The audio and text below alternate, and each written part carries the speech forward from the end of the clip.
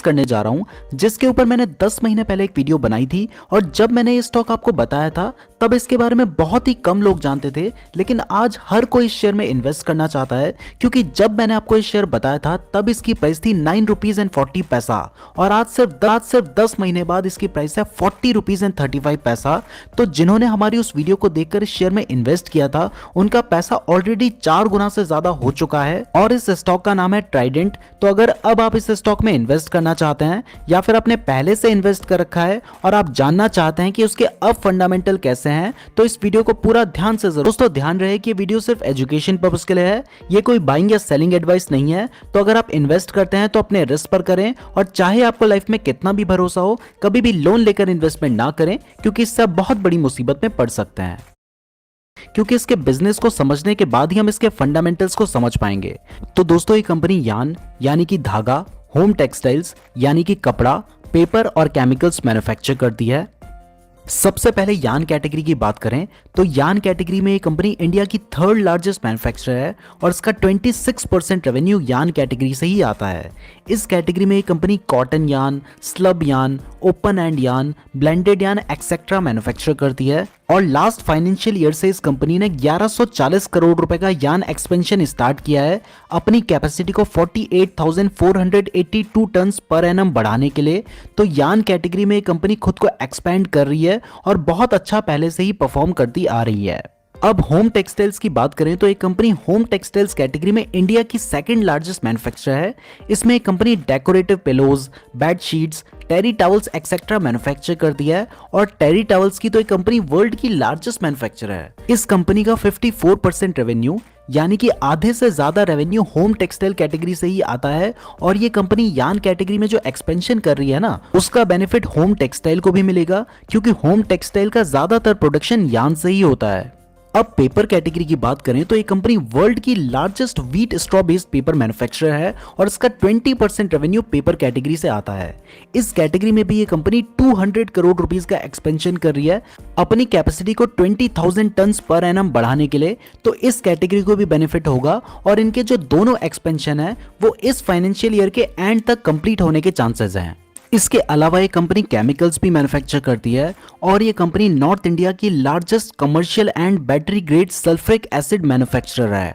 इस कंपनी का प्लान है 2025 तक 7,200 करोड़ रुपीस इन्वेस्ट करना अपनी कैपेसिटी को एक्सपेंड करने के लिए। तो बिजनेस वाइज ये कंपनी बहुत अच्छी नजर आ रही है। अब इसके फंडामेंटल्स भी देख लेते हैं।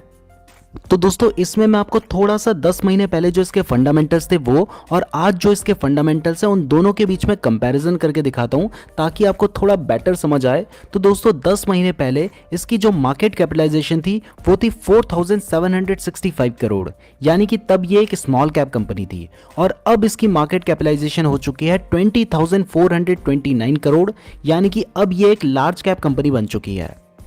उस वक्त इसके एक शेयर की प्राइस 9 रुपीज एंड 35 पैसा यहाँ पे शो हो रही है। एग्जैक्टली 9 रुपीज 40 पैसा थी। मैंने उस वीडियो में दिखा रखा है, उस वीडियो का लिंक डिस्क्रिप्शन पे दिया है, आप चाहें तो कंफर्म कर सकते हैं। लेकिन अब इसकी प्राइस 4 गुना से भी ज्यादा बढ़कर 40 रुपीज एंड 35 पैसा हो चुकी है। यहाँ पे 40 रुपीज एंड 40 पैसा शो हो रही है बट जिस वक्त मैं ये वीडियो बना रहा हूँ उस वक्त इसकी एग्जैक्ट प्राइस 40 रुपीज एंड 35 पैसा है। अब बात करें इसके रिटर्न ऑन इक्विटी की तो 10 महीने पहले जब इसकी प्राइस कम थी तब इसका रिटर्न ऑन इक्विटी था 11.3%, लेकिन अब इसका रिटर्न ऑन इक्विटी कम हो गया है 10.3% जो कि एक नेगेटिव पॉइंट है। अगर शेयर की प्राइस बढ़ रही है तो उसका रिटर्न ऑन इक्विटी भी तो बढ़ना चाहिए। अब बात करें इसके रिटर्न ऑन कैपिटल एम्प्लॉयड की तो 10 महीने पहले इसका ROCE जितना था अभी भी उतना ही है 10.2%। अब बात करें इसके डेट की तो इस कंपनी के ऊपर 10 महीने पहले 895 करोड़ का डेट था, अब इस कंपनी के ऊपर 1562 करोड़ का डेट है यानी कि इसका डेट बड़ा है। लेकिन अगर कंपनी खुद को एक्सपैंड कर रही है तो फिर इतना डेट चलता है, इसमें कोई बड़ी प्रॉब्लम नहीं है। और 10 महीने पहले इसका फ्री कैश फ्लो था 1053 करोड़ जबकि अब इस कंपनी के पास 175 करोड़ का फ्री कैश फ्लो है। कैश फ्लो कम होना कोई नेगेटिव पॉइंट नहीं है क्योंकि कंपनी खुद को एक्सपैंड कर रही है तो अपने कैश फ्लो का यूज करेगी ही। लेकिन यहाँ पे एक पॉजिटिव पॉइंट भी है, पहले इसका अर्निंग पर शेयर 38 पैसे था और अब बढ़कर 98 पैसे हो चुका है जो कि एक पॉजिटिव पॉइंट है। लेकिन अगर प्राइस के हिसाब से देखें तो अभी भी इसका अर्निंग पर शेयर बहुत ज्यादा नहीं है। और यहाँ पे प्रमोटर्स की होल्डिंग है 73%, जो कि अच्छी मानी जाती है। इसके प्रॉफिट को आगे कंपेयर करेंगे। पहले इसके प्रोज एंड कॉन्स देख लेते हैं। तो लास्ट क्वार्टर में इस कंपनी ने अपनी डेट को रिड्यूस किया है। जो हम कंपैरिजन कर रहे थे वो 10 महीने पहले का था, उस हिसाब से डेट बढ़ी है, लेकिन लास्ट क्वार्टर में इसने अपनी डेट को रिड्यूस किया है। ये कंपनी अच्छे क्वार्टर रिजल्ट्स दे सकती है, ऐसा एक्सपेक्ट किया गया है। और ये कंपनी डिविडेंड भी ठीक ठाक देती है 51.08% का। और बात करें इसके कॉन्स की, तो ये स्टॉक अपनी बुक वैल्यू से हाई ट्रेड कर रहा है, यानी कि ये स्टॉक आपको महंगा मिलेगा। इसके पिछले 5 साल की सेल्स ग्रोथ लो है 4.33% और पिछले 3 साल का रिटर्न ऑन इक्विटी भी लो है 11.48%। अब दोस्तों इसकी इन्वेस्टमेंट चेकलिस्ट देखें तो इसकी इंट्रिंसिक वैल्यू यहाँ मेंशन तो नहीं है, लेकिन अकॉर्डिंग टू मी इस शेयर की करंट प्राइस इसके इंट्रिंसिक वैल्यू से ज्यादा है, तो ये स्टॉक आपको महंगा मिलेगा। लेकिन इसके रिटर्न्स अच्छे हैं और ये कंपनी डिविडेंड भी ठीक ठाक देती है। लेकिन अभी ये स्टॉक ओवरबॉट जोन में है और ये स्टॉक एएसएम लिस्ट में भी आ चुका है। एएसएम लिस्ट में से भी उन स्टॉक्स को ऐड कर दिया है जो स्टॉक बहुत ज़्यादा वोलेटाइल होते हैं, यानी जिनकी प्राइस शॉर्ट टाइम में बहुत ज़्यादा बढ़ या घट जाती है, तो उन पर से भी एडिशनल सर्विलेंस रखती है ताकि इन्वेस्टर्स को प्रोटेक्ट किया जा सके। स्टॉक के एएसएम लिस्ट में आने को नेगेटिव तो नहीं कहेंगे, लेकिन ना हो तो बेटर है। और 10 महीने पहले ये स्टॉक ना तो एएसएम लिस्ट में था और ना ओवरबॉट जोन में था। दोस्तों अब आते हैं सबसे इंपॉर्टेंट पॉइंट पर। अगर किसी कंपनी के शेयर की प्राइस बढ़ रही है तो उसका प्रॉफिट भी बढ़ना चाहिए, तो इसका क्वार्टर टू क्वार्टर प्रॉफिट देख लेते हैं। तो दोस्तों जून 2020 के क्वार्टर में क्योंकि कोरोना की वजह से लॉकडाउन हुआ था, तो उस टाइम इसका प्रॉफिट था 10.11 करोड़, लेकिन नेक्स्ट क्वार्टर में इसका प्रॉफिट मेंटेन्ड हो गया 106 करोड़।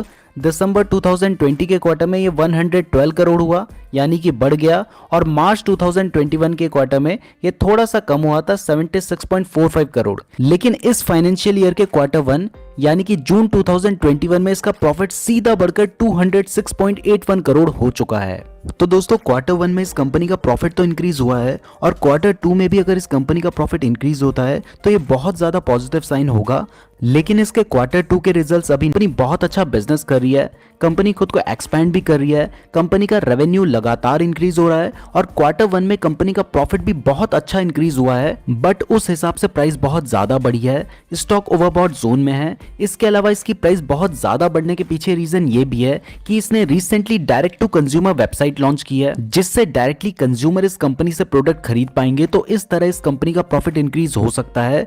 दूसरा, इसने मध्य प्रदेश में एक सोलर पावर प्लांट भी स्टार्ट किया है जो कि डेली 33,500 यूनिट्स प्रोड्यूस करेगा, जिसको कंपनी खुद कंज्यूम करेगी। इससे कंपनी की सेविंग्स होंगी और अल्टीमेटली कंपनी का प्रॉफिट इंक्रीज होगा। और तीसरा, ये कंपनी 21 अक्टूबर को डिविडेंड भी अनाउंस कर सकती है, ऐसी न्यूज है। तो दोस्तों अब आप इस कंपनी के बिजनेस को समझ चुके हैं, इसके फंडामेंटल्स को जान गए हैं, तो अब आप खुद डिसाइड कर सकते हैं कि आपको इस स्टॉक को बाय करना है, होल्ड करना है या सेल करना है। बट अगर मेरे ओपिनियन की बात करें तो कंपनी लॉन्ग टर्म के हिसाब से बहुत अच्छी है, बट उस हिसाब से इसकी प्राइस ज्यादा है। लेकिन इसका मतलब ये नहीं है कि इसकी प्राइस गिरेगी या बढ़ेगी। कई बार प्राइस बहुत ज्यादा बढ़ जाती है और कई बार थोड़ा बहुत करेक्शन भी होता है, तो आप सोच समझ कर डिसीजन लें। मैं उम्मीद करता हूँ आपको ये वीडियो पसंद आई।